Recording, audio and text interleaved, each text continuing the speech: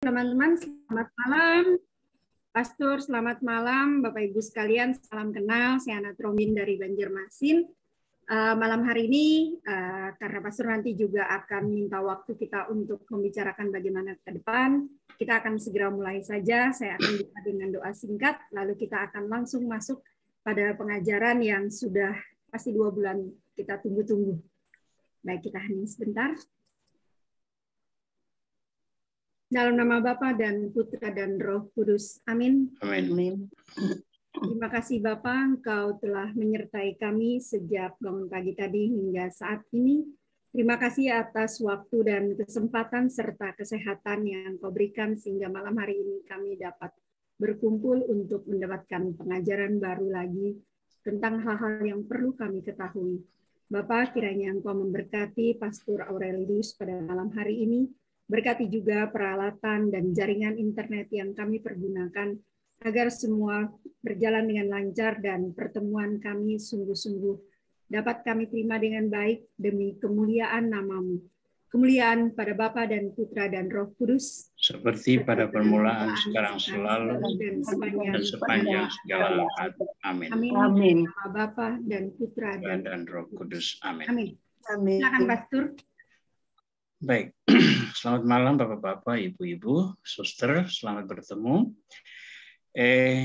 Kita sudah cukup lama ya tidak ada pertemuan online ini. Dalam pelayanan Natal dan Tahun Baru, ketika aktivitas-aktivitas online itu hilang, itu terus terang ada satu yang kosong ya. Mungkin karena kita sudah jalani ini selama sekitar setahun belakangan. Jadi selalu ada tahu bahwa setiap hari Jumat keempat atau apa itu selalu ada pengajaran yang membuat kita bertemu online. Jadi ternyata jarak sama sekali tidak menghalangi kita untuk berinteraksi dan itu berarti kita membentuk komunitas virtual. Dan salah satu goal dari pertemuan kita malam ini adalah membentuk komunitas Kristiani itu. Nah, saya memindahkan ke hari ini, tanggal 25 hari Selasa, itu karena tanggal 28 nanti, hari Jumat itu, SVD Awam, kami sebut sebagai Sofirdia, itu awam-awam yang bergabung dalam tarekat kami untuk ikut serta dalam karya pelayanan misioner. Itu kami akan mengadakan rekoleksi sekaligus pembaharuan diri di awal tahun. 28 dipilih karena itu dekat dengan 29 dan 29 adalah pesta Santo Yosef Freinademetz. Yosef Freinademetz adalah misionaris SVD pertama yang bekerja di Cina dan tanpa sekalipun pernah pulang ke negeri asalnya di Austria atau Italia Utara sekarang.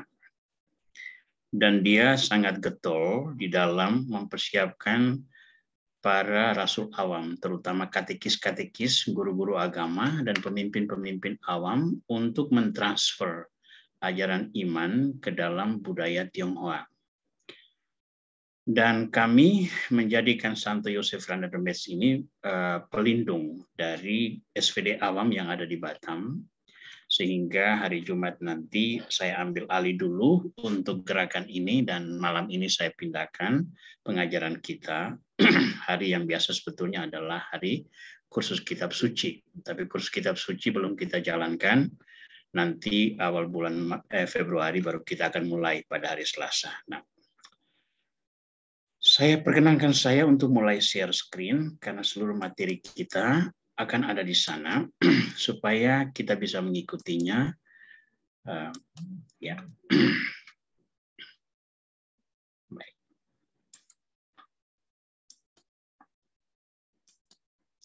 Judul kita malam ini adalah Dia yang Maha Rahim menyentuh hati kita. Nah,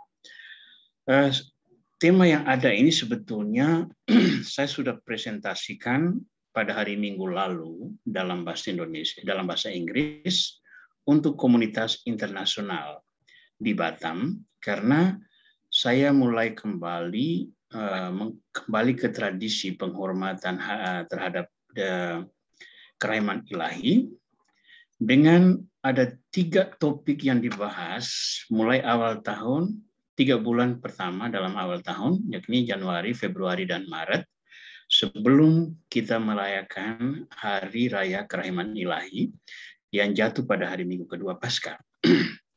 Tahun lalu tidak dibuat karena pandemik itu, dan tahun ini kami kembali menyelenggarakannya tatap muka offline. Jadi hari Minggu lalu saya sudah mulai kembali pengajaran tentang kerahiman ilahi bagi komunitas internasional di Batam. Nah, bahan yang sama dalam bahasa Indonesia ingin saya presentasikan sekarang, karena untuk saya itu sesuatu yang sangat relevan dengan keadaan kita yang masih sangat dipengaruhi oleh COVID sampai hari ini. Ya. COVID masih begitu kuat berpengaruh dan praktis mengubah banyak hal di dalam pelayanan gereja, sehingga kita rindu untuk membentuk komunitas-komunitas yang biasanya kita berkumpul dan berkegiatan bersama yang sekarang sangat dihalangi oleh pandemi ini. Lalu kita membentuk komunitas-komunitas virtual seperti ini, seperti grup belajar bersama Buku Harian Santa Faustina, dan itu menjadi sebuah komunitas bukan fisik, tetapi secara spiritual dan juga secara psikologis, emosional, kita diikat dalam satu persekutuan iman. Jadi komunitas tetap ada, hanya bentuknya berbeda-beda. Nah, malam ini saya mengajakmu untuk melihat satu aspek yang penting di dalam membangun komunitas Kristiani adalah bagaimana membawa Kristus kepada banyak orang dan bagaimana membuat diri kita itu selalu available, selalu siap untuk didekati dan didatangi oleh orang-orang yang mencari Tuhan. Ya, cari Tuhan. Sehingga saya memberi judul ini, Dia yang Maha Rahim menyentuh hati kita. Konsep dasarnya adalah Tuhan yang mencari kita. Ya, ketika kita sudah tahu Dia mencari kita, nah giliran kita yang mencari Dia, bukan mencari Dia, menemukan Dia dalam fenomena-fenomena hidup, entah itu secara fisik maupun secara rohania, bahkan psikologis, yang bisa berbicara tentang kehadiran Kristus di tengah kehidupan kita. Nah, saya akan memulai dengan membicarakan Tuhan mewahyukan diri, dan ini praktis banyak dari kita sudah mengetahuinya. Jadi sekedar pengulangan dari apa yang sudah berkali-kali saya ajarkan dalam berbagai kesempatan pertemuan rohania. Tuhan mewahyukan diri kepada kita untuk pertama kalinya itu ketika Dia menciptakan alam semesta dan segala isinya. Kita tahu bahwa sebelum alam semesta diciptakan, Tuhan sendirian dan tidak ada yang tahu, karena tidak ada satu makhluk berintelek yang mempunyai kemampuan mengenal yang ada di dalam alam semesta ini. Maka ketika Tuhan menciptakan alam semesta, pada saat itulah alam semesta dan isinya menyadari bahwa Tuhan itu ada. Sebelumnya tidak pernah ada yang tahu. Nah, yang menariknya, Dia menciptakan manusia sebagai mahkota dari semua ciptaan. Sesudah Dia menciptakan alam lingkungan, ya, jadi laut, darat, angkasa, matahari, bulan, bintang, cakrawala dan sebagainya. Lalu Dia menciptakan makhluk hidup yang lain, yakni tumbuhan dan hewan. Dan sesudah itu berpuncak pada penciptaan manusia.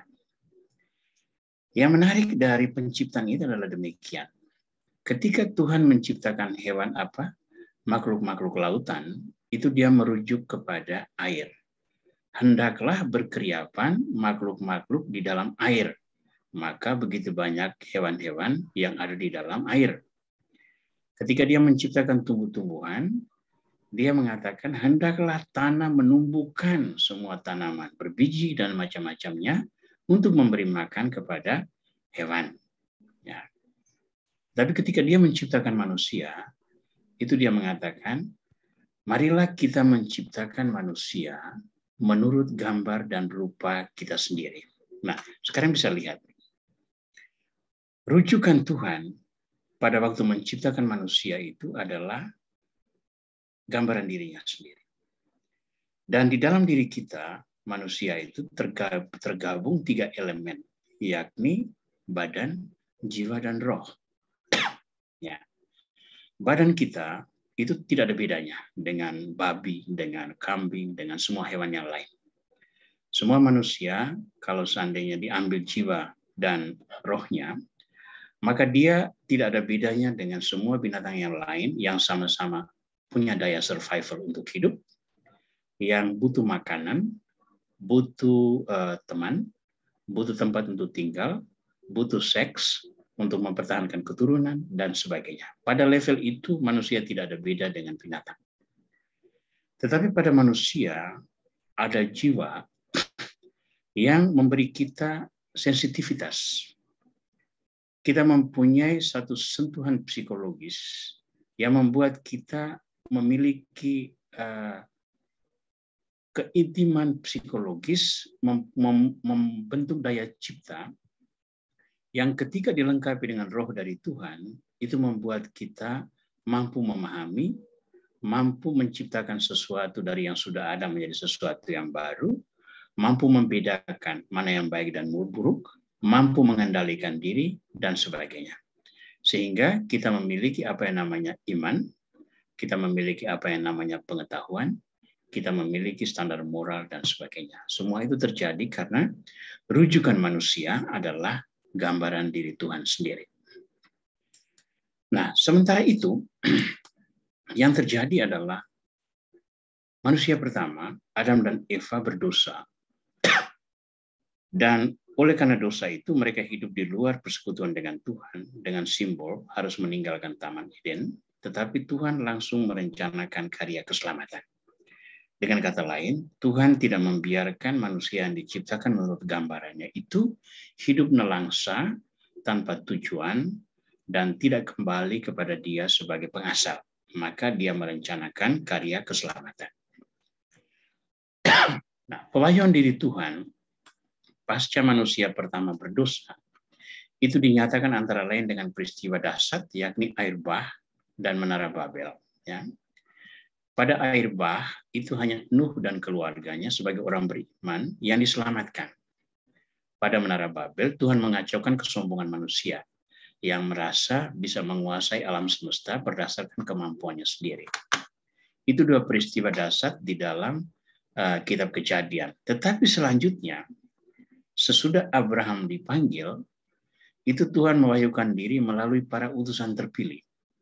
Ya, seperti bapa bangsa, yakni Abraham, Ishak, Yakub, lalu 12 bapa leluhur Israel, yakni anak-anak Yakub, melalui hakim-hakim, itu mulai dengan Samuel, lalu ada Samson, ada Deborah, ada Gideon, lalu ada raja-raja, mulai Raja Saul, David, Salomo, dan seterusnya, lalu kemudian datang nabi-nabi. Semua mereka ini adalah manusia-manusia pilihan yang ditugaskan untuk mengingatkan manusia bahwa Tuhan itu ada dan Dia tidak melupakan manusia. Dia tidak melupakan manusia. Tuhan itu ada dan Dia ingin agar manusia sekali waktu kembali kepadanya. Pewahyuan itu meningkat dengan ketika saatnya tiba, Dia mengutus putranya, Firman yang menjadi manusia sebagai eksekutor terakhir. Ya, Kristus datang melayani manusia, wafat dan bangkit.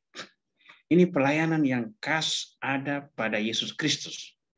Tidak ada nabi-nabi lain yang memiliki pelayanan seperti itu.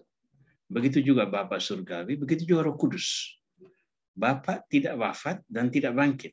Roh Kudus juga tidak wafat dan tidak bangkit. Semua melayani manusia, tetapi dengan cara transenden, di atas kemampuan manusia. Tapi Yesus, Firman yang menjadi manusia, itu melayani manusia sebagai manusia. Dia wafat dan Dia bangkit. Dan itu menempatkan Kristus sebagai figur yang sangat unik di dalam memahami pewahyuan diri Tuhan tersebut. Nah, pasca Pentakosta, pewahyuan diri tidak terwujud dalam cara-cara yang baru. Jadi sesudah Yesus itu tidak lagi datang seorang yang misalnya mengatakan Mesias kedua atau apa. Tidak ada lagi. Gereja di bawah bimbingan Roh Kudus itu hanya meneruskan kesaksian tentang Kristus sebagai Tuhan dan Penyelamat. Ya. itu dimulai dengan Tuhan mengutus para murid ketika dia menugaskan mereka untuk mewartakan kerajaan Allah. Dalam Injil Matius bagian yang paling akhir, yakni bab 28 ayat 19-20 tertulis ini. Pergilah, jadikanlah semua bangsa muridku, dan baptislah mereka dalam nama Bapa dan Anak dan Roh Kudus. Dan ajarilah mereka melakukan segala sesuatu yang telah kuperintahkan kepadamu. Jadi Yesus sendiri menghendaki agar kita menjadi pewarta kerajaan Allah. Kita membentuk komunitas Kristiani dengan cara membaptis orang-orang yang percaya. Siapa yang melakukan? Nah, di dalam melakukannya itu tentu saja orang-orang yang pertama yang berperanan adalah para murid. Lalu dilengkapi dengan pertobatan Paulus misalnya. Ya, itu adalah pengalaman-pengalaman yang tunggal-tunggal sejarah yang sangat berpengaruh di dalam kehidupan gereja. Bahkan hari ini, bertepatan dengan tanggal 25 Januari, itu kita merayakan pesta pertobatan Paulus.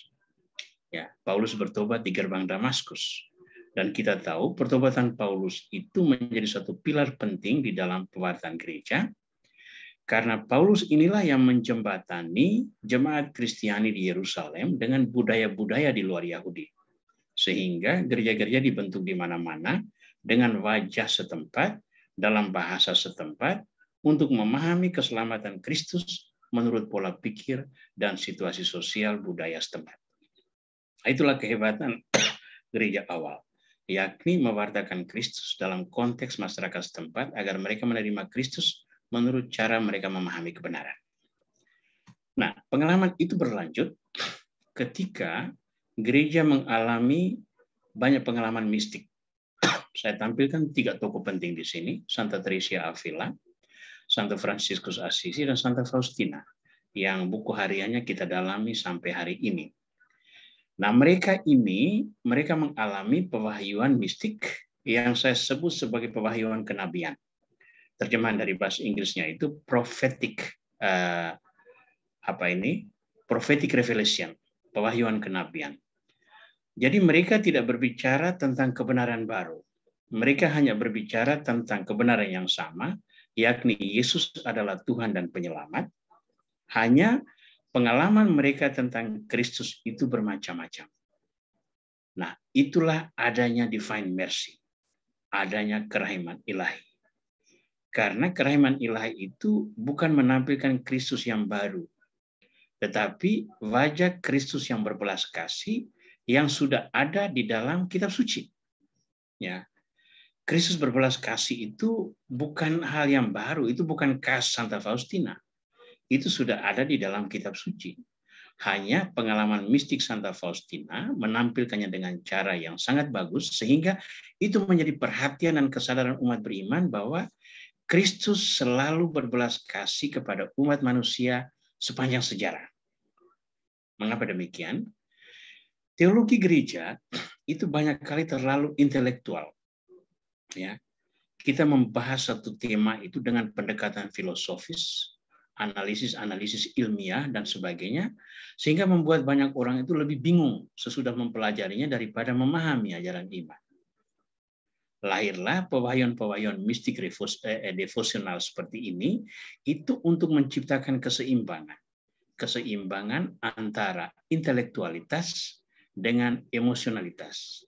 Karena devosi-devosi kita itu banyak menyentuh aspek emosionalitas. Walaupun belakangan ini ada juga telah spiritual sistematis tentang devosi kerahiman ilahi yang mulai masuk ke dalam perspektif teologi mistik. Ya, saya hanya harap bahwa teologi yang dibangun ini tidak sampai begitu rumit dan filosofis, lalu melupakan aspek devosional. Karena bagi saya divine mercy atau kerahiman ilahi ini jauh lebih berbicara kalau dia ada pada level devosional. Nah, dalam buku harian Santa Faustina nomor 190 kita membaca ini. Tuhan meminta agar aku menyerahkan diri kepadanya sebagai satu persembahan dengan menanggung sejumlah penderitaan sebagai silih, bukan hanya untuk dosa-dosa dunia pada umumnya, tetapi khususnya untuk pelanggaran-pelanggaran yang dilakukan dalam komunitas ini. Komunitas yang dimaksudkan itu berarti komunitas biaranya Santa Faustina. Nah, Tuhan meminta persembahan diri itu kan bukan hal yang baru. Tuhan meminta yang sama dari Nabi Elia, Tuhan meminta yang sama dari Nabi Yeremia, Tuhan meminta yang sama dari Hosea, Nabi Elisa, dan berbagai tokoh perjanjian lama. Persembahan diri juga diminta dari Tuhan, dari para rasul. Ya, dia katakan apa? Setiap orang yang mau menjadi muridku, dia harus memikul salibnya dan mengikuti jejak langkahku. Memikul salib itu kan sebuah persembahan diri. Menanggung sejumlah penderitaan sungguh memikul salib itu. Jadi pengalaman mistik Santa Faustina itu adalah bentuk pewahyuan, bentuknya saja yang baru. Tetapi hakikatnya sangat paralel dengan tokoh-tokoh sejarah yang kita temukan, baik di dalam kitab suci maupun di dalam sejarah gereja. Sampai di sini yang mau saya katakan adalah ini. Pewahyuan diri Tuhan itu berlangsung sepanjang sejarah, dan Tuhan selalu bisa menemukan bentuk-bentuk baru untuk mengingatkan manusia tentang eksistensinya. Ini yang penting. Tetapi sesudah Kristus datang, eksistensi Tuhan itu selalu rujukannya sampai kepada Kristus. Tidak pernah misalnya ditampilkan pewahyuan baru, Romo Aurel adalah pengganti Kristus yang kita tunggu-tunggu. Itu tidak ada pewahyuan seperti itu. Kalau disampaikan semacam gitu, jelas saya pengajar sesat. Dan saya layak untuk diusir dari gereja. Yang terjadi adalah Kristus satu-satunya penyelamat, Tuhan dan Guru. Dan kita semua adalah representasi yang membawa pesan itu kepada orang-orang yang membutuhkan kebenaran. Dengan demikian, setiap pewahyuan baru yang bertentangan dengan Kristus itu harus dipertanyakan. Karena Kristus itu adalah mahkota pewahyuan, karena Tuhan menjadi manusia merupakan ungkapan tertinggi wahyu diri Tuhan, dan semua yang terjadi sesudah itu adalah konfirmasi tentang apa yang ditampilkan oleh Kristus yang tertera dengan sangat baik di dalam kitab Perjanjian Lama. Karena itu saudara-saudara, sebagaimana yang saya pernah sampaikan pada awal sekali pengajaran tentang dalam kelompok ini adalah demikian. Kita bisa meninggalkan Santa Faustina, tetapi kita tidak bisa meninggalkan Kristus. Kita bisa meninggalkan buku harian Santa Faustina, tetapi kita tidak bisa meninggalkan kitab suci. Karena itu, berpegang selalu pada figur Kristus sebagaimana yang tertera di dalam kitab suci. Lalu, apa gunanya kita belajar buku harian Santa Faustina? Apa gunanya kita belajar semua teologi mistik ini? Semua ini adalah filter, katalisasi dari segala pengajaran-pengajaran yang berlangsung selama berabad-abad untuk menyentuh konteks hari ini. Konteks hari ini. Nah, saya kasih beberapa contoh dari pengajaran kitab suci. Kami di Bible Center, Batam itu menyelenggarakan pengajaran kitab suci untuk banyak umat. Ada banyak pendekatan di dalam membuat pengajaran kitab suci. Pendekatan yang berlaku untuk para imam, para teolog, para calon imam dalam studi eksegesi adalah telaah historis kritis. Ya, telaah historis kritis.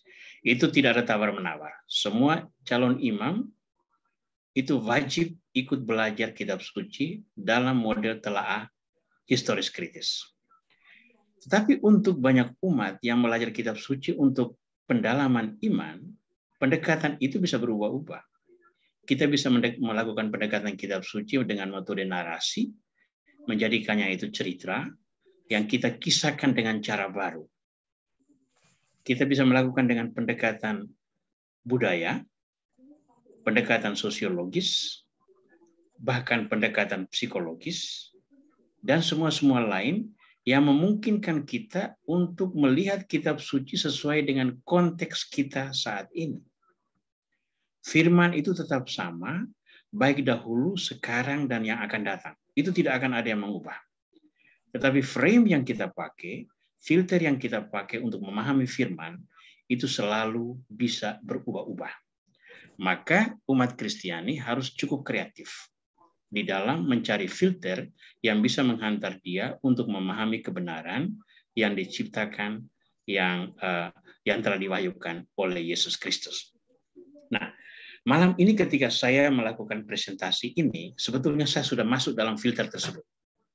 Karena sebentar lagi kita akan masuk dalam pembahasan teks kitab suci, dan pola pendekatan yang kita pakai adalah konteks kita saat ini. Ya, tunggu sebentar, nanti kita akan sampai di sana. Kita lanjutkan dulu. Apa tujuan pewartaan kita? Tujuan pewartaan kita itu hanya satu, yakni membentuk komunio umat Allah agar menjadi garam dan terang bagi dunia. Melalui pertobatan, melalui pembaharuan diri, dan penghayatan nilai-nilai iman dan moral. Ya. Kita melakukan studi bersama buku harian Santa Faustina ini, lalu mengadakan pengajaran atau pertemuan pendalaman rohani secara virtual ini, sebetulnya adalah untuk membentuk komunio umat Allah. Kita yang ada di tempat yang berjauhan, dipertemukan dalam teknologi ini, lalu kita membentuk komunio virtual, tetapi kita diikat oleh identitas yang sama, yakni percaya pada Yesus Kristus. Tujuannya apa? Supaya kita bisa berbagi iman itu, kekayaan spiritual ini dengan orang-orang lain. Itulah garam dan terang dunia. Itulah garam dan terang dunia. Untuk apa kita menjadi garam dan terang dunia? Supaya orang bertobat. Bertobat dari jalan hidup yang salah, membaharui diri, lalu menghayati nilai-nilai iman dan moral itu dengan benar. Sehingga ketika tiba waktunya, dia kembali menjadi garam dan terang dunia bagi orang. Mengapa pertobatan harus ditekankan? Karena ini inti pewartaan Kristus. Bertobatlah sebab kerajaan Allah sudah dekat. Pertobatan itu merupakan elemen yang sangat penting di dalam penghayatan iman. Karena melalui pertobatan itu kita sanggup membaharui diri. Dan oleh pembaharuan diri itu kita memiliki visi baru dalam hal iman dan moral.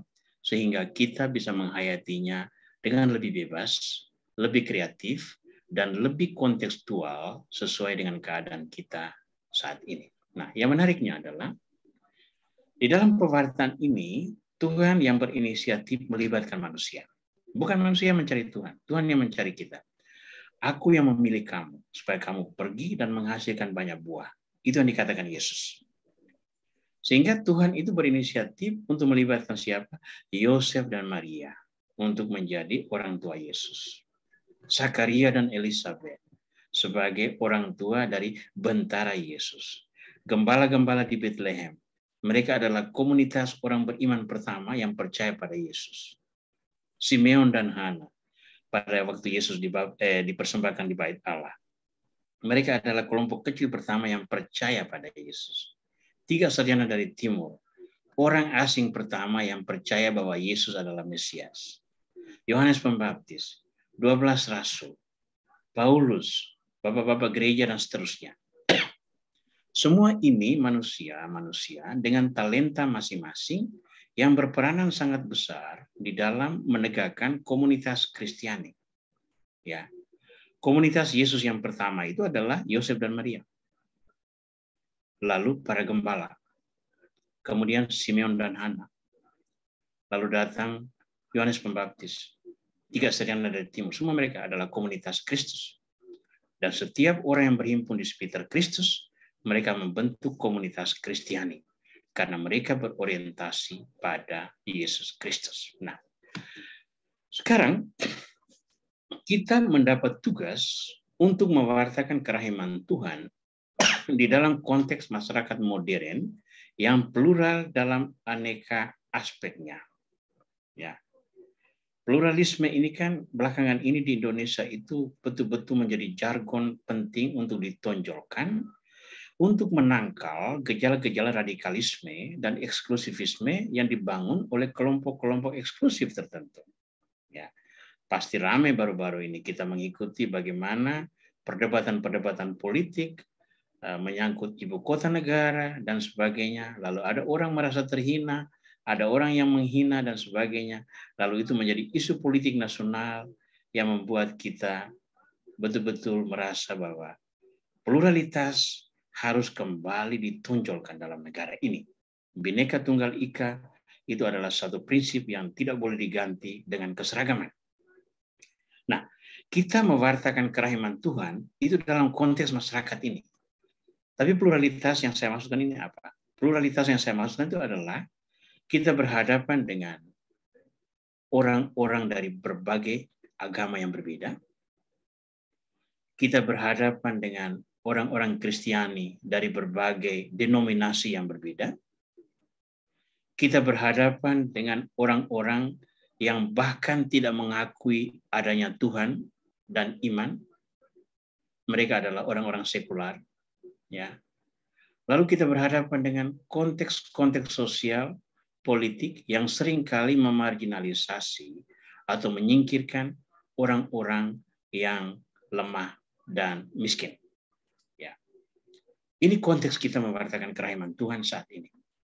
Dan jangan lupa, tidak semua orang mau menerima Tuhan dan mendekati umat Allah untuk menemukan kebenaran dalam nama Kristus. Bagi kita, Yesus itu adalah Tuhan. Tidak ada satu kompromi apapun dalam prinsip ini.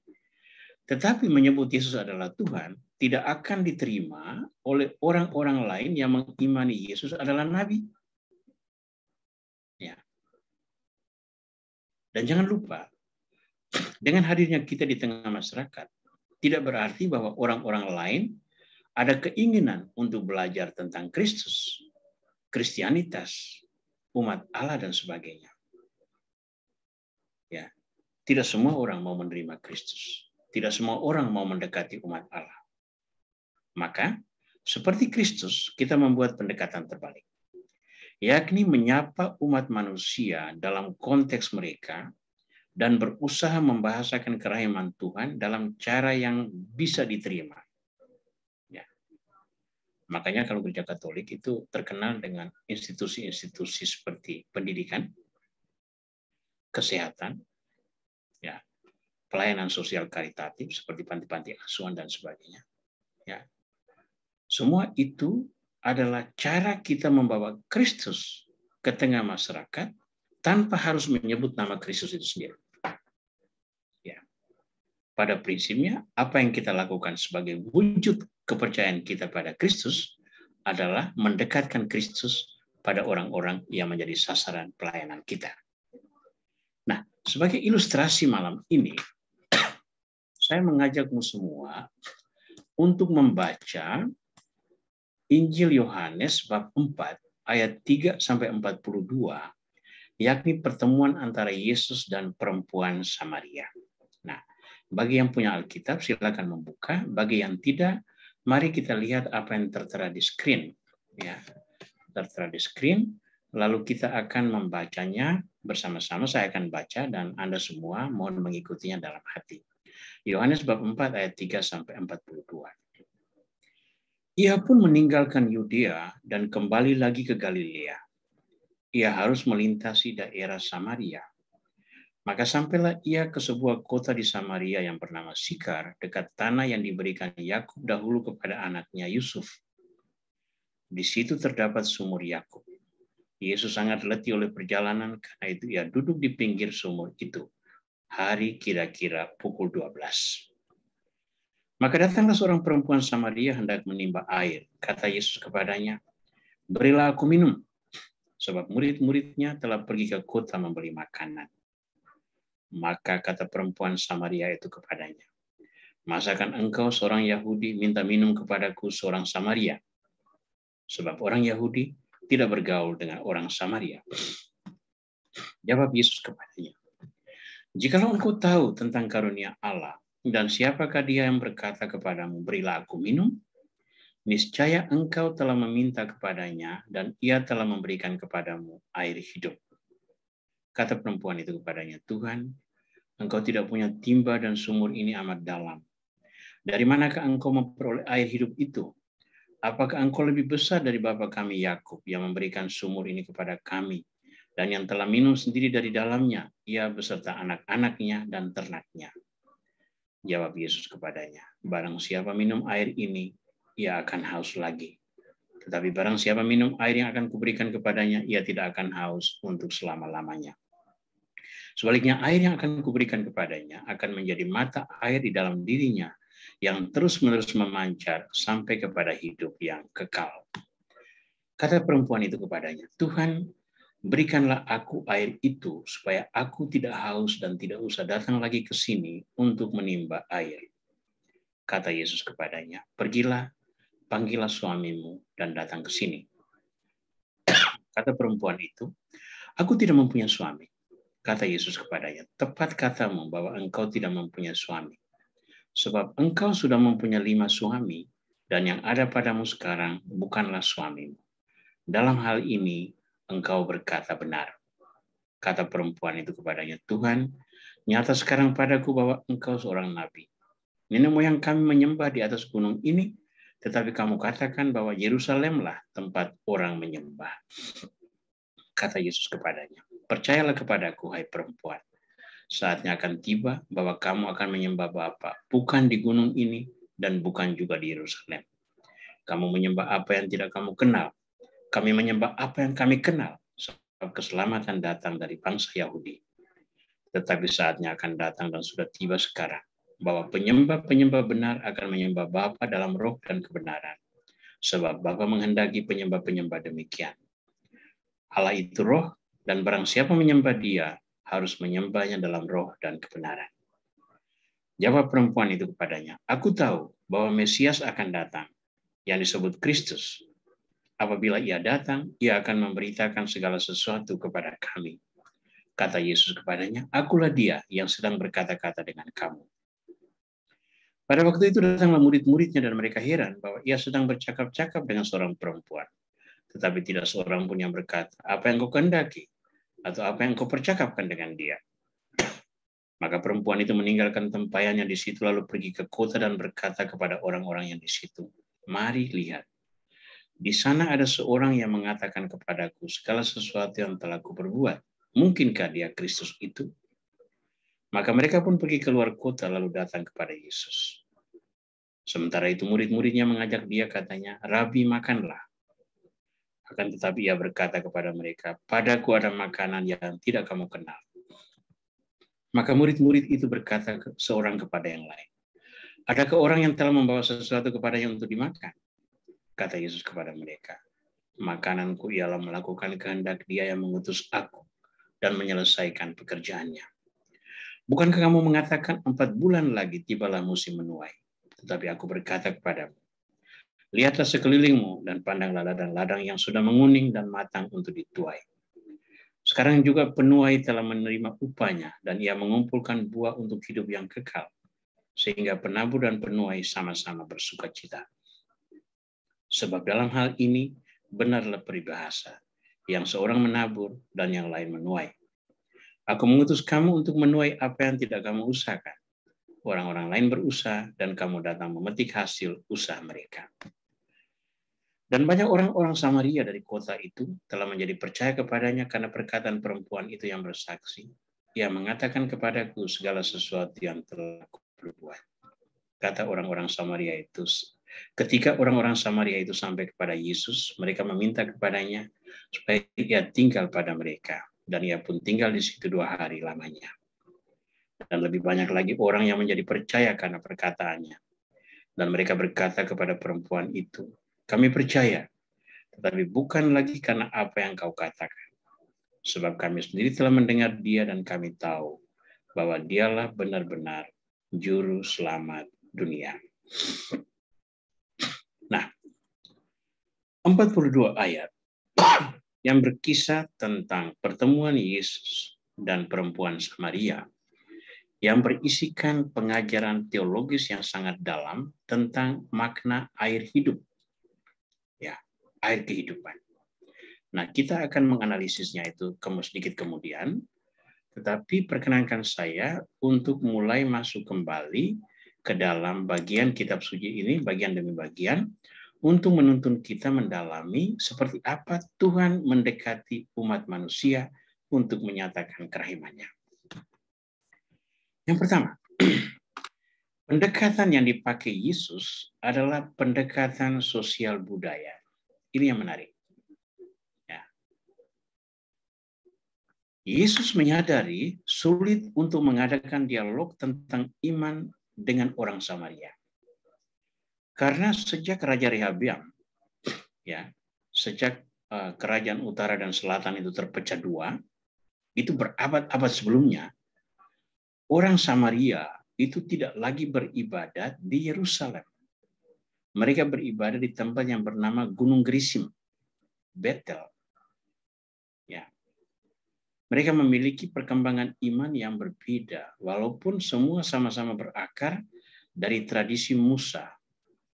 Ya. Mereka juga menerima kitab Taurat. Tetapi di antara dua kelompok umat ini ada konflik identitas yang membuat mereka tidak bergaul satu sama lain. Ya. Pada ayat 9 itu dikatakan bahwa karena orang Yahudi tidak bergaul dengan orang Samaria, maka Yesus memakai pendekatan sosial budaya. Kata Yesus, berilah aku minum. Jawab perempuan itu, masakan engkau seorang Yahudi minta minum kepadaku seorang Samaria? Mohon maaf, ini bab 4 ayat 9 ya, bukan bab 4 ayat 8. Masakan engkau seorang Yahudi minta minum kepadaku seorang Samaria? Nah sekarang ini lihat. Yesus melakukan pendekatan kemanusiaan. Berilah aku minum. Itu pertanyaan yang biasa sekali. Saya duduk di pinggir sumur, saya tidak punya alat penimba, dan sekarang engkau punya, saya butuhkan air. Maka berilah aku minum. Tetapi perempuan itu langsung menampilkan problema sosial budaya yang dihadapi. Masakan engkau seorang Yahudi minta minum kepadaku seorang Samaria? Walaupun yang ditampilkan adalah sebuah kontradiksi nilai atau sebuah konflik budaya, komunikasi sudah terbangun. Ini yang penting. Melalui sapaan sosial, Yesus membangun komunikasi. Karena di dalam komunikasi itu ada kemungkinan untuk membedah hal-hal yang lebih esensial dan yang lebih dalam. Dan terbukti dialog selanjutnya. Komunikasi budaya itu membuka jalan ke penemuan hakikat iman. Apa yang terjadi? Jikalau engkau tahu tentang karunia Allah dan siapakah dia yang berkata kepadamu berilah aku minum, niscaya engkau telah meminta kepadanya dan ia telah memberikan kepadamu air hidup. Awal dialog adalah kehausan, minta minum. Jawaban perempuan adalah penolakan. Tetapi karena komunikasi sudah ada, Yesus masuk selangkah lebih jauh. Bahwa dia memiliki karunia Allah. Dan dari karunia ini, ia dapat memberikan air kehidupan. Itu bab 4 ayat 10. Jawab perempuan itu, apakah engkau lebih besar daripada bapa kami Yakub yang memberikan sumur ini kepada kami dan yang telah minum sendiri dari dalamnya? Ia serta anak-anaknya dan ternaknya. Jadi sapaan sosial budaya di situ sudah masuk kepada dialog iman. Yesus berbicara tentang air hidup, perempuan itu merujuk kepada tradisi Yakub yang juga merupakan bagian dari kisah iman perjalanan sejarah orang Israel. Kita lihat selanjutnya apa yang terjadi.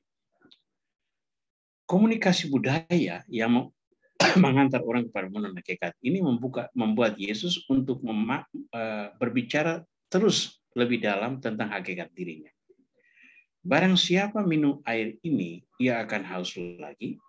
Tetapi barang siapa minum air yang akan kuberikan kepadanya, ia tidak akan haus untuk selama-lamanya. Sebaliknya, air yang kuberikan kepadanya akan menjadi mata air di dalam dirinya, yang terus-menerus memancar sampai kepada hidup yang kekal. Jadi air kehidupan berkembang menjadi mata air kehidupan yang terus-menerus memancar sampai kepada hidup yang kekal. Nah, ini kan konsep teologi spiritual yang luar biasa dalam.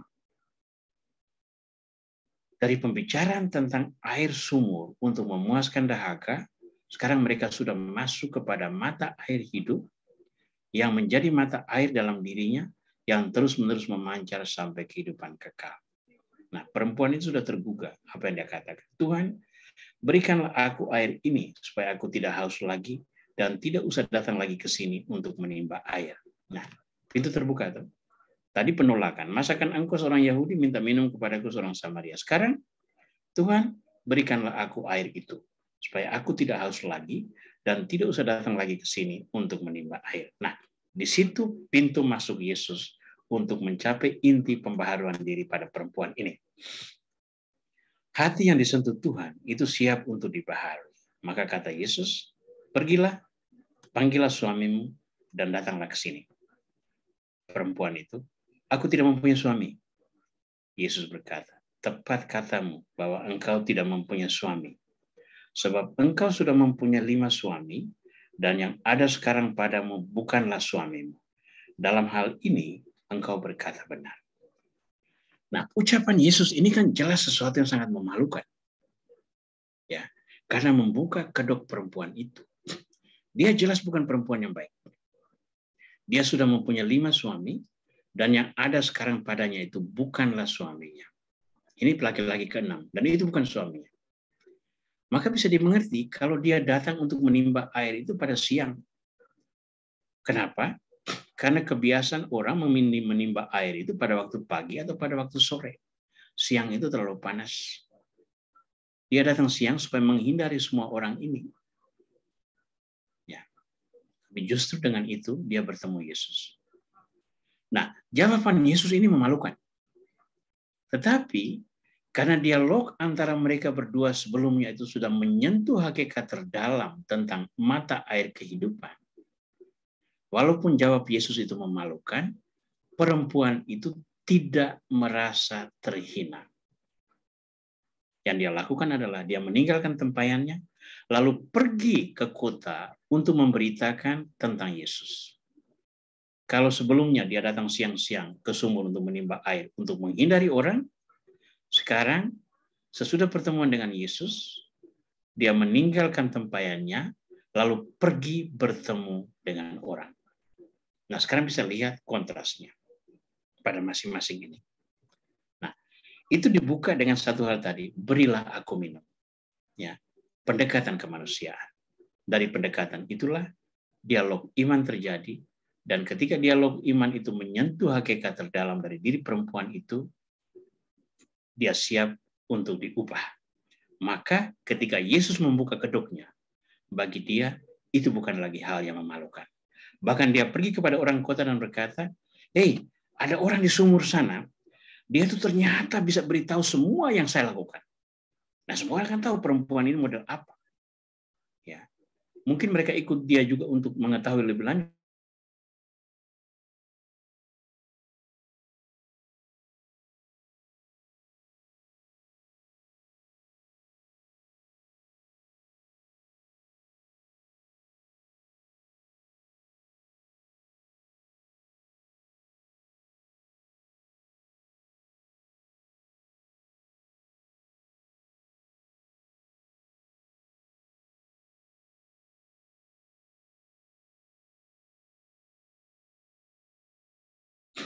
Apa yang dia katakan? Tuhan, nyata kepadaku engkau seorang nabi.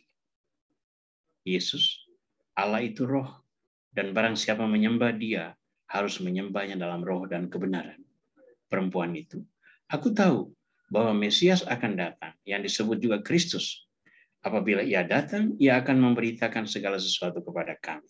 Yesus, akulah dia yang sedang berkata-kata dengan engkau. Jadi langkah demi langkah, dimulai dari berilah aku minum, lalu itu menghantar perlahan-lahan untuk mencapai kalimat ini. Akulah dia yang sedang berkata-kata dengan engkau. Akulah dia ini adalah Kristus yang juga dinantikan oleh perempuan Samaria ini. Apa yang terjadi? Pendosa yang disentuh Tuhan itu dengan rela menjadi pewarta. Perempuan itu pergi kepada orang kota dan berkata, "Mari lihat, di sana ada seorang yang mengatakan kepadaku segala sesuatu yang telah kuperbuat.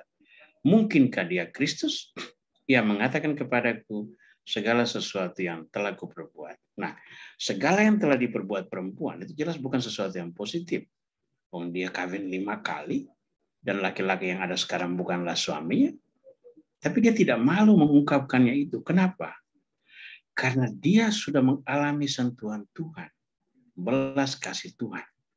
Dia sudah berpaling dari dosanya. Dia sudah menjadi manusia baru. Sehingga pengalaman pahit, pengalaman memalukan masa lalu, itu justru menjadi motivasi untuk mengungkap kebenaran masa kini. Ya. Nah, untuk ilustrasi ini saya menampilkan Agustinus. Agustinus itu sebelum mengenal Kristus, itu dia seorang yang hidupnya sangat buruk. Dia seorang yang pintar, belajar hukum, belajar retorika, belajar politik, belajar filsafat, tetapi dia juga seorang yang sangat tidak bermoral, hidupnya dipenuhi dengan pemuasan nafsu, punya anak luar nikah dan sebagainya, sampai pada akhirnya dia bertemu Tuhan. Nah, pertobatan Agustinus di bawah bimbingan Santo Ambrosius itu kemudian diungkapkan dalam buku yang berjudul De Confessiones. Agustinus berbicara tentang masa lalunya yang gelap sebagai ilustrasi betapa Tuhan mencintai dia dan membawa dia keluar dari dosa untuk sampai kepada pertobatan sejati. Nah, perempuan ini sama. Dia mengalami Yesus membuka kedoknya, menelanjangi dia dari sikap hidupnya yang buruk, tetapi justru dia dengan pengalaman disentuh Tuhan itu, dia bersaksi tentang Kristus. Sehingga hasilnya adalah begini, komunitas baru. Orang yang mendengar dan percaya pada pewartaan Tuhan membentuk persekutuan umat Allah, yakni gereja. Orang-orang Samaria berkata, kami percaya, tapi bukan lagi karena apa yang kau katakan, sebab kami sendiri telah mendengar dia dan kami tahu bahwa dialah benar-benar juru selamat dunia. Jadi titik awalnya mereka ingin tahu seperti apa perempuan ini pertemuan dengan siapa di pinggir sumur siang-siang dan sebagainya. Mereka ingin tahu. Tetapi sudah bertemu dengan Tuhan, mereka percaya bahwa Yesus adalah juru selamat. Bukan karena dia perempuan, tapi karena dari pengajaran Yesus sendiri. Nah, sekarang kita lihat proses yang bagus. Cara Tuhan yang Maha Rahim itu mendekati umatnya. Sehingga membuat mereka mengalami kerahiman Tuhan, lalu menjadi pewarta kasih Tuhan. Nomor 1. Bukan manusia yang mendekati Tuhan, melainkan Tuhan yang mendekati manusia. Ya, ini yang penting. Mari kita sadari. Bukan manusia yang mendekati Tuhan, melainkan Tuhan yang mendekati manusia. Bukan kamu yang memilih aku, melainkan akulah yang memilih kamu supaya kamu pergi dan menghasilkan buah. Ya. Banyak orang yang menolak mendekati Tuhan atau tidak tahu cara mendekati Tuhan. Orang-orang Kristiani yang mendekati mereka. Ya. Pada waktu dulu, ketika saya kuliah di Inggris, saya mempunyai seorang teman yang sangat baik, tetapi dia ateis. Tapi orangnya sangat humanis, sangat penuh perhatian, mau berkorban untuk orang. Nah, ketika dia tahu bahwa saya setiap hari Minggu pergi ke gereja, dia tidak pernah bertanya, kenapa saya pergi ke gereja? Karena dia selalu menghargai bahwa setiap orang memiliki sebuah keyakinan pribadi dan dia berhak untuk menghayati keyakinannya itu. Jadi kalau saya mau pergi gereja, kalau dia ada waktu dia bilang, oke lah saya temani kamu ke gereja, nanti kamu kebaktian, saya tunggu kamu di kafe di dekat gereja itu. Ya. Perlahan-lahan dia kemudian membuka diri, kami berdiskusi, berbicara tentang iman dan sebagainya. Lalu dia mulai belajar tentang iman Kristiani. Kemudian dia menemukan bahwa akar budaya Eropa, ilmu pengetahuan, dan masyarakat modern itu sangat kuat mengakar pada ajaran iman Kristiani. Lalu dia belajar dengan baik. Saya kembali ke Indonesia tahun 98. Lalu tahun 2001, malam Paskah itu dia menelpon saya. Sebelum Paskah itu dia menelpon saya bahwa dia sudah memutuskan untuk dibaptis, untuk menjadi murid Kristus. Itu buah dari pergumulan dia selama 3 tahun. Nah, sekarang dia orang Katolik yang taat. Malah dia masuk dalam aktivis gereja dengan keahlian dan sebagai akademik yang dia punya skill yang bagus, dia malah bisa membantu bersaksi tentang iman. Nah, yang saya mau katakan adalah begini. Orang-orang itu sebetulnya bukan menolak Tuhan. Mereka hanya tidak tahu cara bagaimana mendekati Tuhan. Karena tidak ada orang yang menunjukkan mereka. Kalaupun ada yang menunjukkan, itu terlalu dogmatis. Terlalu berwarna hukum. Harus ini, harus itu. Tidak boleh ini, tidak boleh itu. Siapa mau hidup dengan segala aturan yang begitu mengikat? Kita lupa untuk menunjukkan Tuhan yang berbelas kasih. Tuhan yang selalu menerima orang berdosa. Walaupun dia terus-menerus mengkhianati dia. Jadi, pendekatan kita harus seperti apa? Orang Kristiani yang mendekati mereka dengan memakai pendekatan-pendekatan sekuler. Kita mendekati mereka dengan isu-isu sosial, kebudayaan, ekonomi, politik, pendidikan, kesehatan, dan sebagainya. Hanya cara itu. Inti pesan hanya cara yang berbeda, tapi inti pesan tetap sama. Yakni Tuhan selalu berbelas kasih kepada umatnya. Ya, inti pesannya selalu di situ. Tuhan berbelas kasih kepada umatnya. Cara boleh bermacam-macam. Ya, lihat Yesus tadi. Pendekatan itu dimulai dengan dialog sosial, budaya, lalu mengarah kepada air hidup, sampai kepada pengakuan iman terhadap Kristus sebagai Mesias, lalu si perempuan menjadi rasul yang mewartakan Kristus, lalu lahirlah komunitas baru, di mana Kristus menjadi inti, para murid dan orang-orang Samaria menjadi umat berimannya. Nah, pendekatan-pendekatan seperti ini perlu kita lakukan hari ini untuk mewartakan kerahiman ilahi. Karena pendekatan yang baik itu melahirkan komunikasi yang terbuka. Nomor satu, dia membuka pintu ke pengungkapan inti iman. Yang kedua, dia membawa pertobatan dan pembaharuan diri. Yang ketiga, dia menjaga harga diri orang sehingga walaupun dosa-dosanya diungkap, ia tetap merasa diri dihargai. Ya, ya, biasanya kita orang-orang yang mempunyai teman baik, ya, teman yang baik, yang dia bisa berbagi suka dan duka. Teman itu adalah orang yang tidak pernah meninggalkan kita di dalam kesulitan. Tetapi kalau kita salah, teman seperti ini juga akan menjadi seorang yang paling keras mengkritik kita. Ya. Demi apa? Demi perbaikan kita. Tapi kalau dikritik oleh seorang teman yang akrab, itu sama sekali tidak merendahkan harga diri. Nah, Yesus lakukan itu. Dia menyentuh kepribadian perempuan itu dulu, lalu dia buka. Sesungguhnya engkau sudah mempunyai 5 suami, dan yang ada padamu bukanlah suamimu. Ya, engkau percaya Kristus, tapi sikap hidupmu itu salah. Nah, perempuan itu dibuka dan ditelanjangi, tapi dia tetap merasa diri dihargai.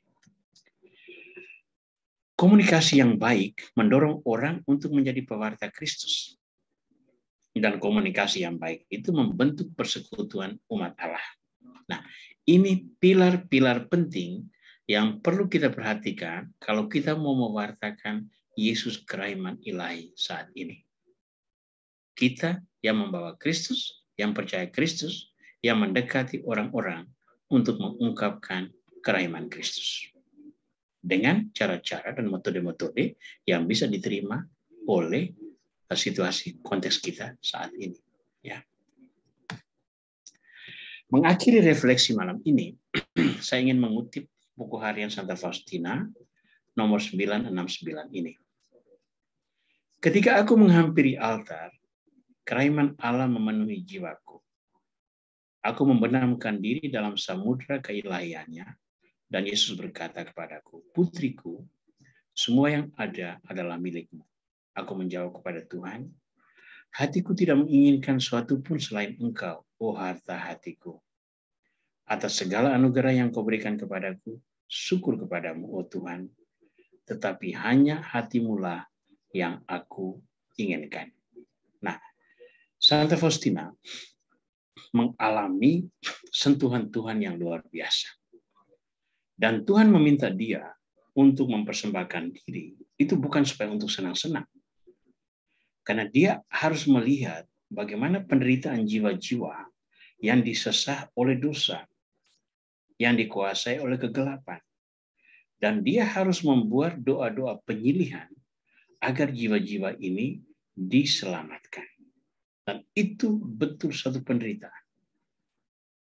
Tetapi karena Yesus mengkomunikasikan diri dengan baik, mendekati dia dengan baik, Santa Faustina siap menjalankannya itu. Dan berkat penyilihan dia, banyak jiwa diselamatkan.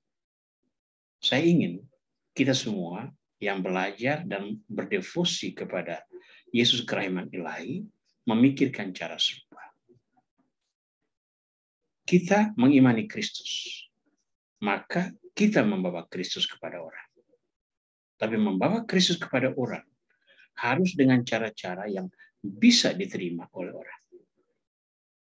Kalau Anda pada waktu orang merayakan Imlek, lalu berdiri di pojok sebuah kelenteng dengan kitab suci lalu berseru, bertobatlah, kerajaan Allah sudah dekat. Lalu Yesus berkata gini-gini, siapa mau dengar? Tidak akan ada yang mendengar, malah Anda dianggap pengganggu yang harus disingkirkan.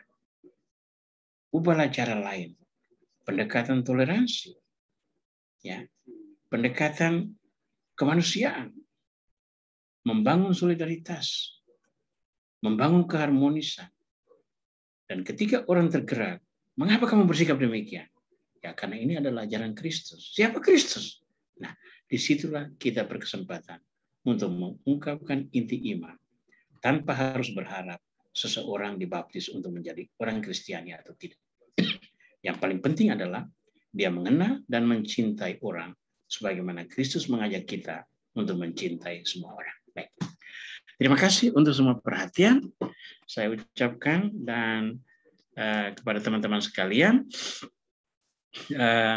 Demikian presentasi saya malam ini. Semoga bisa diserap, bisa dipahami, dan kiranya bisa menjadi inspirasi sedikit untuk mendorong teman-teman mulai serius menekuni devosi ini, sehingga menjadi bagian dari kerasulan kita kepada orang-orang di sekitar kita. Baik, saya kembalikan dulu kepada Ibu Ana untuk memoderasi, mungkin ada yang mau sharing, mau bertanya, dan sebagainya. Saya persilakan. Baik, terima kasih Pastor. Ini bahasan yang luar biasa. Saya sudah berkali-kali membahas kitab suci di bagian ini, Yohanes 4, 1 sampai 43 kalau saya tidak salah, kalau lengkapnya. Ya.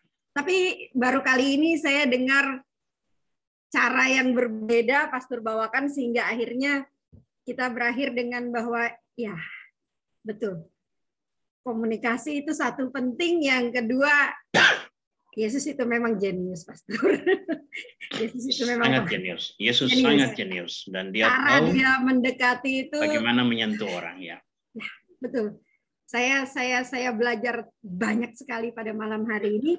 Teman-teman sekalian, mungkin ada yang langsung ingin, mungkin yang bertanya atau mau sharing, silahkan. Saya yakin pasti banyak yang ingin sharing karena malam hari ini pelajaran kita luar biasa. Silahkan. Ada barangkali yang ingin sharing duluan? Ada? Saya melihat banyak teman-teman, ada yang dari Bali, ada yang dari Jawa Tengah, ini seluruh Indonesia, Pastor. Dari Singapura, dari mana-mana ini ya. Iya. Terima kasih sudah hadir.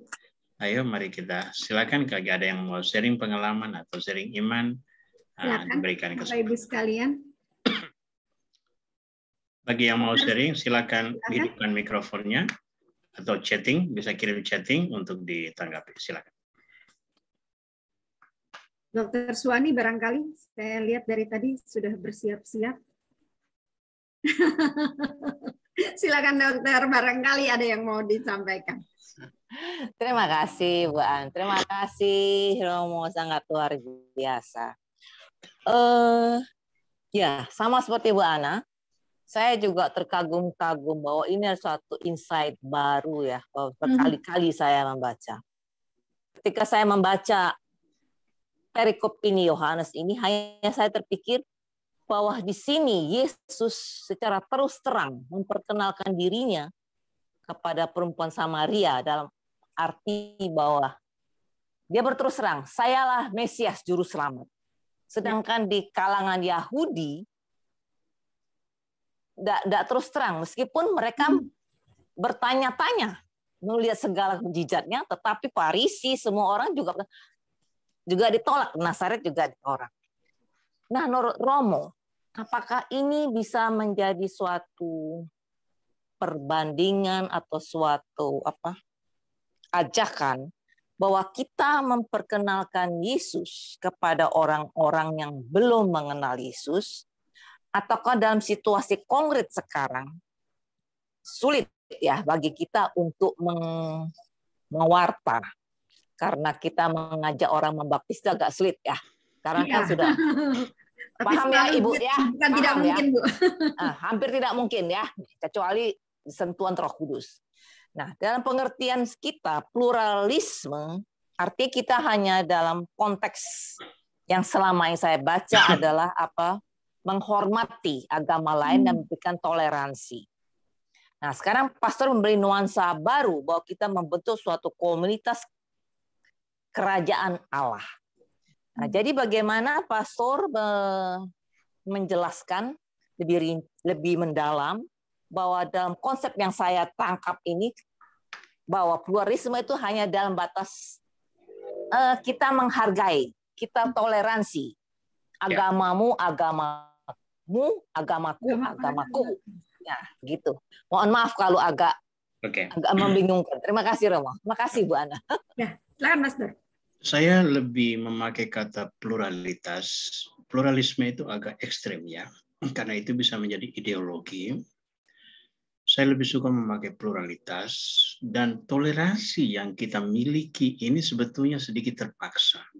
Ya, agamamu adalah agamamu, agamaku adalah agamaku. Ya, kita tidak saling mengganggu. Itu kan sebetulnya saya sebetulnya tidak suka engkau. Hanya saya tidak punya pilihan lain karena kita hidup dalam alam negara Bhinneka Tunggal Ika, maka kita membangun ideologi nasional yang toleran, maka ya sudah, mau apa lagi kamu, yang penting bahwa engkau tidak mengganggu iman saya. Nah, itu sebetulnya toleransi yang kepaksa begitu. Nah, saya lebih suka bahwa di dalam membangun toleransi itu, toleransi sebagai sebuah nilai, tetapi sebagai sebuah proses, bahwa saya tidak semata-mata menghargai orang, membiarkan orang hidup dan menikmati hak-haknya, tetapi saya harus mengenal. Saya harus mengenal, misalnya, mengapa seorang Muslim itu tidak bisa menerima Yesus sebagai Tuhan. Itu saya harus tahu. Misalnya ya. Dan jangan lupa, di saat kita berusaha memperkuat iman kita kepada Kristus, semua orang yang beragama lain juga berusaha untuk memperkuat iman dia sesuai dengan konsep spiritual yang dia miliki saat itu. Jadi kalau dikatakan bahwa mengajak orang untuk menjadi Kristen dengan dibaptis itu menjadi sulit, itu konsekuensi logis dari kemajuan ilmu pengetahuan, teknologi, komunikasi, dan proses sistematis katekisasi pengajaran-pengajaran iman di dalam berbagai kalangan. Kelompok lain jauh lebih agresif di dalam mewartakan kebenaran-kebenaran iman mereka. Nah, kita hanya berharap bahwa proses katekisasi ini tidak melahirkan fanatisme. Kalau fanatisme itu destruktif. Fanatisme itu hanya akan membawa kehancuran. Tetapi kalau seandainya menciptakan intelektual baru yang memahami persepsi agama lain, menghargai itu, bahwa memang itulah cara dia mengimani Yesus Kristus, cara dia mengimani kebenaran agamanya, ya namanya kebenaran iman. Itu bagaimana kita memakai ukuran apa untuk menghakimi, ya kan? Jadi masing-masing kebenaran iman menurut standar sendiri. Maka ada tahapan tertentu kita harus mencapai titik dialog iman, dialog kemanusiaan, dan dialog kemasyarakatan. Nah, saya suka melihat apa yang terjadi dalam masa pandemik ini, terutama dalam proses vaksinasi.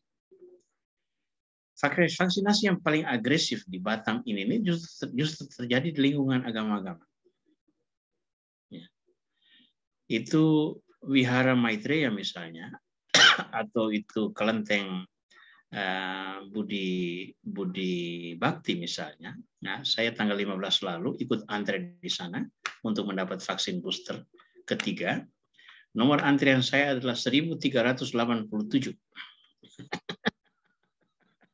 Masih ada jumlah yang kira-kira seperti itu di belakang saya. Nah, siapa mereka yang penyelenggara? Ikatan Masyarakat Buddha, kelompok yang sangat kecil di dalam negara ini. Siapa yang datang? Kebanyakan bukan orang Buddha. Nah, pada tingkat ini kita semua hadir bersama itu karena vaksin. Tetapi kan itu sebuah proses penanaman nilai. Penanaman nilai bahwa pelayanan kemanusiaan itu harus bisa menjembatani perbedaan-perbedaan yang melatar belakangi mengapa kita berbeda satu sama lain dalam penyelenggaraan iman. Nah, saya percaya kalau orang yang baik hati, kalau orang yang beda kalau misalnya orang yang fanatik ya, dia memanfaatkan situasi. Tapi orang yang baik hati, penanaman nilai itu masuk. Dan itu akan tertanam di alam bawah sadarnya, dan itu akan menjadi filter dalam cara dia melihat, memandang, dan menilai orang. Maka untuk saya, membangun dialog dalam nilai-nilai kemanusiaan itu tidak akan terbuang sia-sia. Hasilnya mungkin tidak akan instan yang bisa kita nikmati hari ini, tetapi dalam sebuah jangka panjang, penanaman nilai-nilai semacam kini justru mungkin akan menghasilkan buah-buah yang nanti dinikmati oleh anak-anak atau cucu-cucu kita ketika mereka mengambil alih peranan di dalam masyarakat. Kalau kita mau berkarya demi kerajaan Allah, nilai ini salah satu yang perlu kita perjuangkan. Dekatilah orang. Yesus saja dekati kita kok. Kita siapa didekati Yesus? Nah, baiklah kita sebagai pengikut Yesus mungkin juga mendekati mereka. Begitu dulu ya, Dr. Swani. Baik, Romo. Terima kasih banyak. Terima kasih, Bu Ana. Terima kasih, Romo. Terima kasih, Bu Dr. Swani. Romo, Pastor, ada satu pertanyaan dari Ibu Susi. Ya. Itu Allah itu roh dan barang siapa menyembah Dia harus menyembahnya dalam roh dan kebenaran. Ini di bagian di ayat 24 tadi, Pastor. Baik, itu jadi, dalam bacaan tadi ya. Baik, ya. Terima kasih, Bu. Silakan. Baik. Jangan lupa Yesus bertemu dengan perempuan Samaria. Itu konteks yang tidak boleh kita lupakan. Ya. Yesus bertemu dengan perempuan Samaria, dan di antara komunitas orang Yahudi dan orang Samaria itu sudah ada ketegangan. Ketegangan historis. Karena Samaria itu menjadi pusat kerajaan baru yang menghimpun 10 suku Israel, memisahkan diri dan membentuk kerajaan Israel. Sementara tersisa 2 suku lain, yakni Yehuda dan Benyamin, yang membentuk kerajaan selatan, kerajaan Yehuda. Ya, itu luka sejarah. Sementara itu, sesudah pembuangan Babilonia, selama masa pembuangan Babilonia itu banyak orang yang bukan Yahudi masuk dan mendiami wilayah Israel, dan mereka itu bergabung dalam pola penghayatan iman menurut cara orang Samaria. Maka orang Samaria itu menurut orang Yahudi adalah orang yang tidak murni imannya. Ya. Jangan lupa, pada bagian lain dari kitab suci tertulis ini. Yesus mau melewati kampung orang Samaria, lalu orang Samaria menolak dia. Ya. Lalu Yohanes dan Yakobus minta izin, Tuhan, izinkan kami menurunkan api dari langit untuk membakar kota ini. Ya. Lihat kan? Ya. Ada juga ketegangan di sana. Ya. Nah, jadi perhatikan konteks ini bahwa ada ketegangan dalam hal penghayatan iman. Orang Israel melihat Gunung Sion, yakni Bait Suci, sebagai sentral peribadatan. Orang Samaria memandang Gunung Gerizim sebagai pusat peribadatan iman. Ketegangan antar dua ini dijembatani oleh Yesus. Dan dia katakan, nanti akan datang saatnya orang menyembah Tuhan tidak di Yerusalem, tidak di gunung ini, tetapi dalam roh dan kebenaran. Roh itu siapa? Ya Roh Kudus. Cara baru menyembah Tuhan itu menurut inspirasi Roh Kudus. sesudah Pentakosta, Roh Kudus yang menuntun para rasul untuk berdoa, beribadat dengan cara yang menurut gerakan roh. Kebenaran. Kebenaran apa? Kebenaran iman. Apa kebenaran iman? Yesus adalah Tuhan dan penyelamat. Itu kebenaran iman. Jadi kalau seandainya orang sudah menerima pewartaan Kristus, tempat itu sudah tidak menjadi terlalu penting. Yerusalem tidak lagi penting. Gerizim tidak lagi penting. Karena orang akan menyembah Tuhan dalam roh dan kebenaran. Menurut tuntunan roh, kebenaran Yesus Kristus. Maka tidak diperlukan lagi imamat bait suci Yerusalem. Korban bakaran tidak lagi diperlukan. Karena ada roh dan kebenaran yang menuntun kita hari ini. Ya. Jadi sebetulnya itulah inti mengapa kita orang Kristiani itu tidak mempunyai tempat tertentu yang menjadi wajib untuk orientasi semua orang. Tidak ada. Oke, kita orang Katolik, Paus tinggal di Vatikan. Betul. Tetapi kita tuh tidak wajib bahwa sekali seumur hidup kita harus pergi Vatikan. Tidak ada. Tidak ada sama sekali kewajiban itu. Kenapa?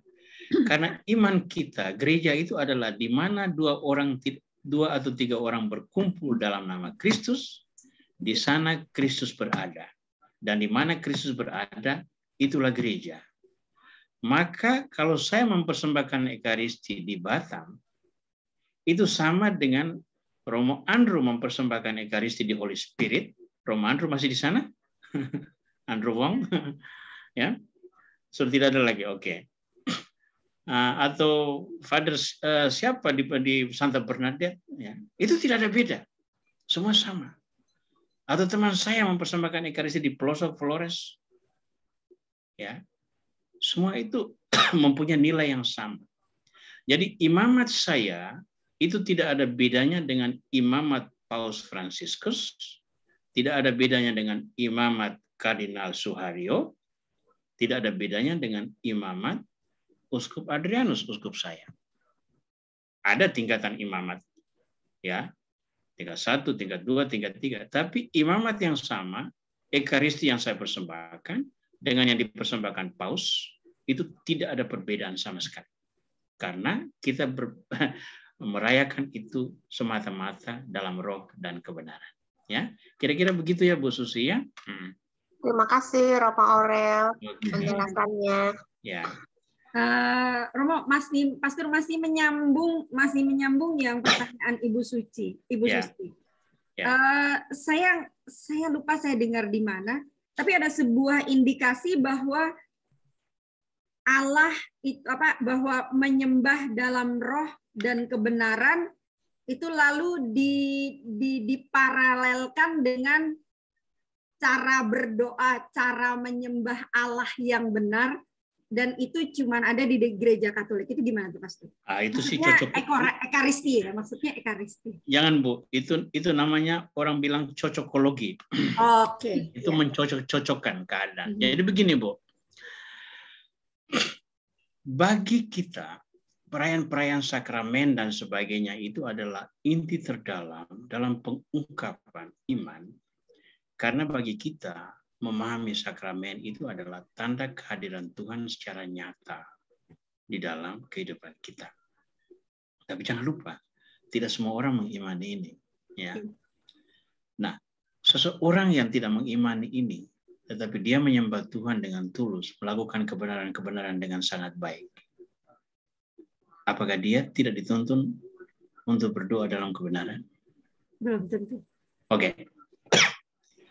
Mungkin dengan perkataan saya ini, orang bisa mengatakan, kok ada proses relativisasi nilai-nilai? Ya, itu konsekuensi logis yang harus kita terima dalam iklim pluralitas zaman sekarang ini. Tapi sebagai orang Katolik, kita harus mempunyai conviction, keyakinan kokoh bahwa cara kita tuh ini. Cara kita tuh ini. Jadi kalau orang Katolik mengatakan, ya sakramen itu hanya lambang saja. Di situ bahaya. Beda sudah. Itu ada sesuatu yang salah di situ. Ya. Nah, orang Katolik meyakini ini dan dia yakin dengan itu. Adorasi di depan sakramen Maha Kudus. Dia betul-betul berdoa di sana. Ini cara kita. Kalau orang Katolik melawan itu, nah itu ada sesuatu yang salah di situ. Tapi orang lain, nah kebetulan saya ini sudah beberapa tahun ini agak terlibat dengan gereja-gereja non-Katolik, termasuk berkhotbah di lingkungan gereja-gereja karismatik yang penuh misalnya nyanyinya lompat-lompat itu ya Bu ya, tapi saya tidak ikut lompat-lompat di sana. Nah, saya juga tidak pernah ikut dalam perjamuan kudus itu ya, perjamuannya mereka itu saya tidak pernah ambil bagian. Tetapi bagi saya membahas kitab suci bersama mereka itu menarik. Nah, buah interaksi dengan mereka itu membawa saya sampai pada tahapan mengapresiasi bahwa ada sebuah nilai di sana yang kita orang Katolik tidak miliki. Ya. Spontanitas di dalam pengungkapan iman. Ya, keyakinan roh yang berkarya dan sebagainya. Kita orang Katolik itu juga yakin sekali roh berkarya. Tetapi dia berkarya dalam format yang sudah kita miliki. Begitu keluar sedikit, tanya Romo dulu. Ya baik kalau Romonya beriman. Romonya imannya sama goblok, gimana? Bagaimana dia bisa menuntun? Ya. Nah, itu bisa terjadi. Jadi buka pintu, buka penghargaan bahwa ada cara lain yang juga bisa dipakai Tuhan untuk mengungkapkan kebenaran. Sebagai orang Katolik, saya yakin ini cara yang terbaik. Tapi kalau ada orang lain mempunyai cara berbeda, saya harus hargai juga. Perkara mana yang paling benar, itu nanti Tuhan yang tentukan deh. Tuhan yang tentukan. Nah, nanti Tuhan tentukan. Tapi kalau orang Katolik melawan cara-cara Katolik, nah itu kita harus lawan dia. Karena dia sebagai orang Katolik kontradiksi dengan prinsip-prinsip iman yang justru diajarkan oleh gereja kita sendiri. Ya, gitu dulu Bu ya. Baik, terima kasih Pastor. Dr. Suwani mengalah dulu. Saya lihat ada Suster Erika dari Pontianak. Ada raise hand, silakan Suster. Baik, terima kasih Romo, Ibu Ana. Ya. Dari judul ini ya, Dia yang Maha Rahim menyentuh hati kita. Nah, dari apa yang dipaparkan oleh Romo Aurel, pernyataan-pernyataan beliau sendiri juga sudah menyentuh hati, menyapa. Nah, dialog dengan Yesus, dengan perempuan Samaria, yang Romo paparkan tadi, mengajak kita juga bagaimana kita disentuh Yesus itu sendiri. Kata kunci yang saya simak tadi adalah Yesus itu nggak pernah menghakimi. Nggak pernah menghakimi latar belakang orang. Maka ketika dia sapa dengan budaya, yang akhirnya membuka orang untuk terbuka, berdialog. Nah, untuk saya, bagaimana hal ini bisa terjadi dan terus-menerus kita belajar lewat kerendahan hati Santa Faustina yang adalah sekretaris atau sang yang diberikan kemampuan untuk melihat kebaikan Tuhan, kedalaman kerahiman Tuhan itu mampu kita berikan kepada yang lain lewat hidup kita. Nah, mungkin tidak perlu muluk-muluk ya. Tadi dikatakan kita tidak akan mampu mewartakan kabar gembira ini, menyampaikan hal ini kalau kita tidak memberikan diri kita. Atau warta ini bagaimana akan sampai kepada orang kalau kita sendiri tidak menjadi pewarta itu sendiri. Nah, di sini saya sangat berkesan apa yang disampaikan oleh Romo. Belajarlah semakin dalam, semakin lebih rendah hati. Sehingga kata-kata itu sendiri, kata-kata yang sederhana itu menyentuh orang. Jadi kita tidak mengubah orang, tetapi kita yang diubah, mindset kita yang kita ubah.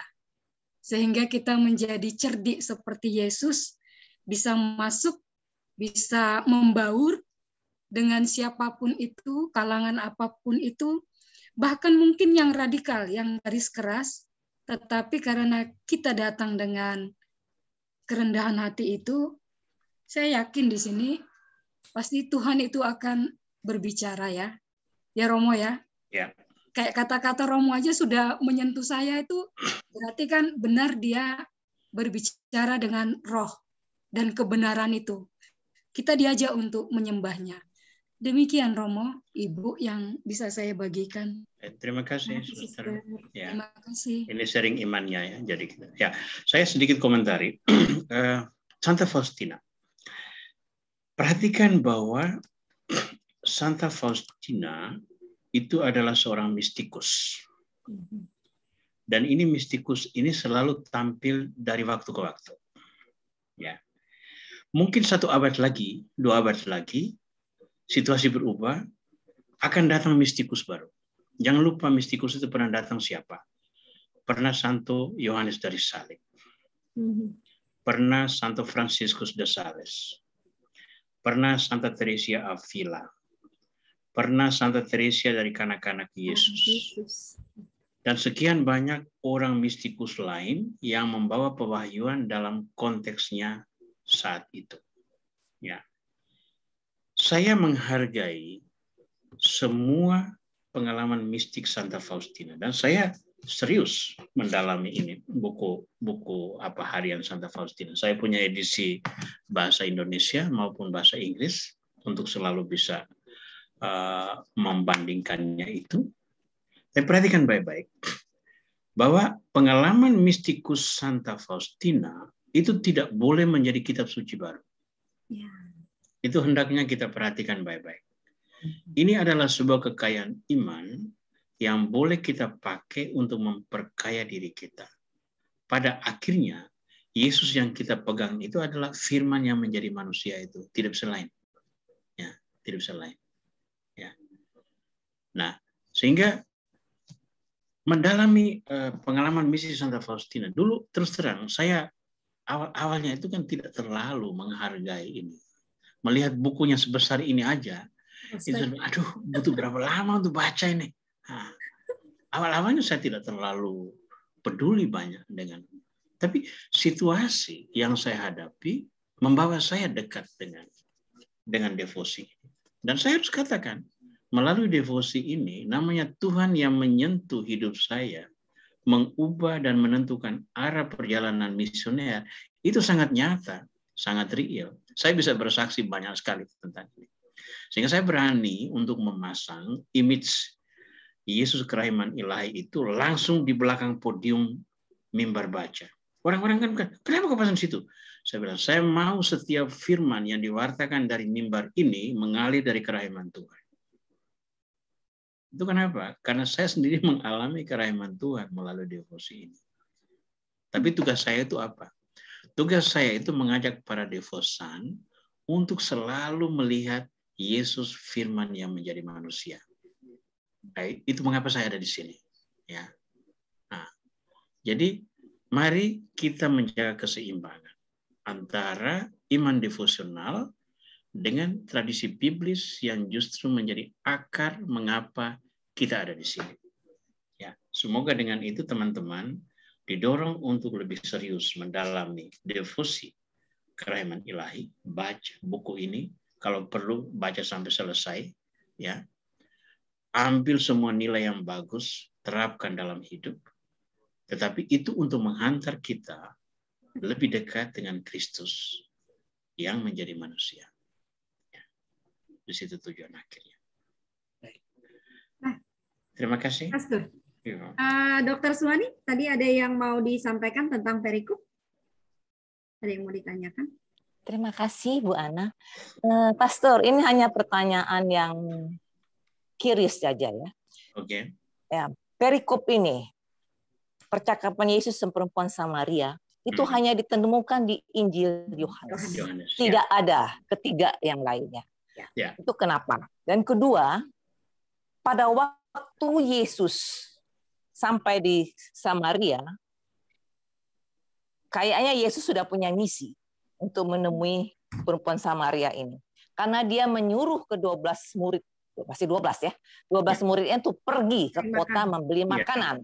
Sehingga Semua pergi. tinggal Yesus sendirian sama perempuan itu berdua. Pertanyaan saya, Yohanes tuh menuliskannya sangat rinci. Apakah ini ilham Roh Kudus atau Yohanes ini menterview perempuan ini atau Yesus menceritakan? Mohon penjelasan Romo. Baik.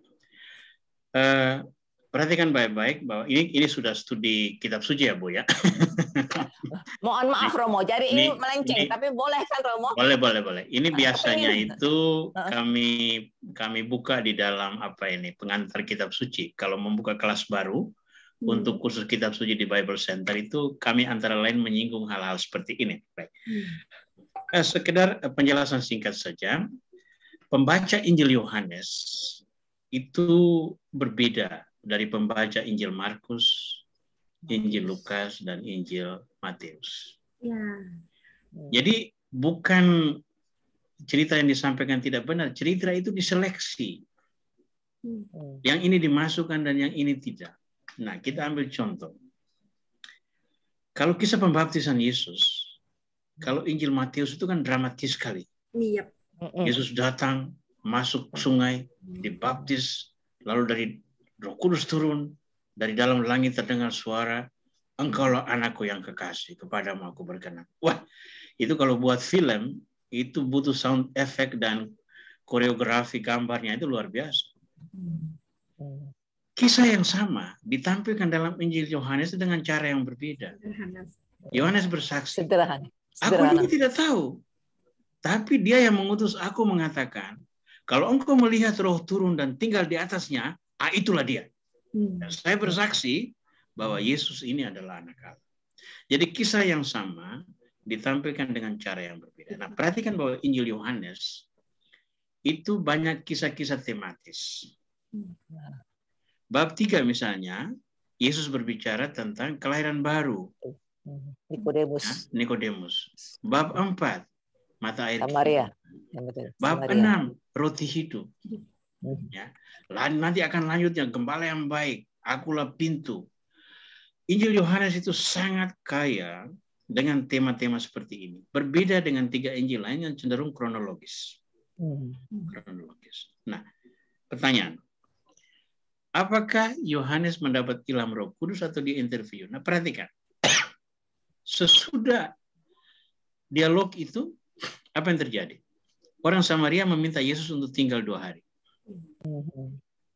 Dia tinggal bersama para muridnya. Dalam 2 hari ini apa yang terjadi? Mereka tidak buat pesta potong babi guling lalu makan senang-senang. Tidak. Pasti diisi dengan dialog iman. Semua kisah itu pasti direview kembali. Pasti direview kembali semua. Nah, Yohanes sebagai orang yang sangat dekat dengan Yesus, dia memiliki satu teologi tentang kasih yang jauh lebih mistik, jauh lebih dalam dari semua rasul yang lain. Dialog antara Yesus dengan perempuan Samaria itu satu wujud kasih yang menghargai orang berdosa. Satu wujud kasih yang menghargai orang berdosa. Tadi itu, Tuhan tidak menghakimi. Ingat pada waktu perempuan yang tertangkap berzina. Di mana mereka yang lain? Tidak ada yang menghakimi engkau? Tidak Tuhan. Aku pun tidak menghakimi engkau. Tapi ada syaratnya. Pergi dan jangan berdosa. Jadi ini paralel. Paralel antara kisah perempuan berzina dengan perempuan Samaria. Perempuan Samaria itu sama buruknya. Sudah punya 5 suami. Yang ada pada sekarang bukan suaminya. Kumpul kebo. Ya. Nah, di situ kita melihat bagaimana jadi kitab suci itu kalau kita dalami baik-baik, orang yang mengatakan penuh kontradiksi, saya justru melihat tidak. Samaan ya. Kisah itu saling melengkapi secara luar biasa sehingga kita menemukan figur Yesus yang sangat komprehensif, sangat lengkap, sangat kaya dan sangat inspiratif. Sangat inspiratif, ya. Nah, jadi itu kisah-kisah yang memang jangan lupa pada waktu itu komputer belum ada, mesin fotokopi belum ada, dan segala macam. Jadi semua dari tradisi lisan lalu ditulis ke dalam kisah-kisah itu. Lalu sekarang kita sibuk untuk memperdebatkan mengapa ini tidak, mengapa itu tidak. Jangan lupa di akhir Injil Yohanes tertulis kalimat ini. Terlalu banyak. Kalau semua kisah itu ditulis, seluruh dunia juga tidak akan bisa menampung. Berarti kisah yang ada di dalam buku itu hanya diseleksi sedikit dari semua kisah yang sudah ada. Untuk apa? Untuk keperluan katekesi umat pada saat itu. Kita bersyukur bahwa kita mewarisi 4 Injil yang begitu kaya tentang Yesus Kristus. Tidak ada buku di dunia ini yang lebih dibaca dan lebih dicetak daripada Perjanjian Baru. Dan tidak ada kisah yang begitu dianalisis secara kritis, secara dalam, tapi juga secara membabi buta, penuh kebencian dan sebagainya, daripada kisah Kristus di dalam Perjanjian Baru. Jadi pendekatannya selalu begitu, yang pro begitu bagus, yang kontra begitu buruknya. Tapi semua berbicara tentang figur yang sama, Yesus Kristus. Jadi aku datang membawa perpecahan, itu ada benarnya di sini. Oke. Kira-kira. Terima kasih Romo, terima kasih sudah jelas sekali. Aduh, sudah larut sekali. Terima kasih banyak Bu Ana, terima kasih Bu Felicia. Okay. Ada lagi, mungkin ada sedikit waktu lagi barangkali Pastor ya. Jam saya sih 21.30. Ya, sudah lewat jam kita ya. Kita biasanya alokasi 1,5 jam. Oke. Baik, saya minta beberapa menit untuk saya menyampaikan beberapa hal. Nomor 1, bulan depan kita akan usahakan pada hari Jumat keempat seperti biasa. Tetapi sesudah itu kita akan masuk masa Prapaskah. Dan masa Prapaskah itu setiap hari Jumat malam itu di Bible Center itu Jalan Salib. Mengambil jam yang sama dengan pengajaran ini. Maka dalam masa Prapaskah mungkin akan kita bergeser. Ya, kita akan bergeser ke hari-hari yang pas. Nanti kita pelajari, kita komunikasikan, lalu nanti kita tawarkan siapa yang bisa mengikuti. Hari Selasa pasti tidak, karena kitab suci bisa dimulai. Kemungkinan lain adalah hari Kamis, salah satu hari Kamis. Hari Rabu jelas tidak bisa, karena itu hari Bunda Pembantu Abadi di sini.